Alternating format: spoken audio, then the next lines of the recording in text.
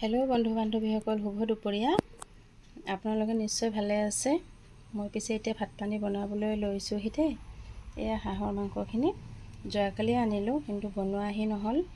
যোৱাকালি অকণমান গাটো ভাল নালাগিলে আৰু সেয়েহে হাঁহৰ মাংস বোলো ৰাতি নবনাওঁ আৰু নেখাওঁ। গাটো অকণ বেয়া লাগিলে যেতিয়া তেনেকৈ থৈ দিলোঁ ফ্ৰিজত। এতিয়া ওলাই পিনে ধুই লৈছোঁ আৰু এইপিনে দেখিছে জহা কোমোৰা কাটি লৈছোঁ। এইপিনে মা মছলাখিনি ৰেডি কৰি আছোঁ।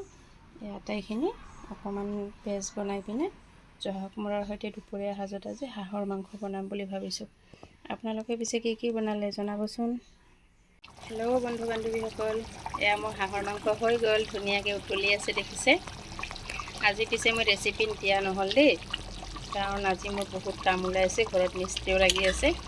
সেয়েহে এনেদৰে জটপট বনাই ল'লোঁ জহা কোমোৰা আৰু হাঁহৰ মাংস। বেলেগ এদিন ৰেচিপিটো দিম বাৰু। ঠিক আছে, আজিলৈ ইমানতে সমাপ্ত। Bye bye.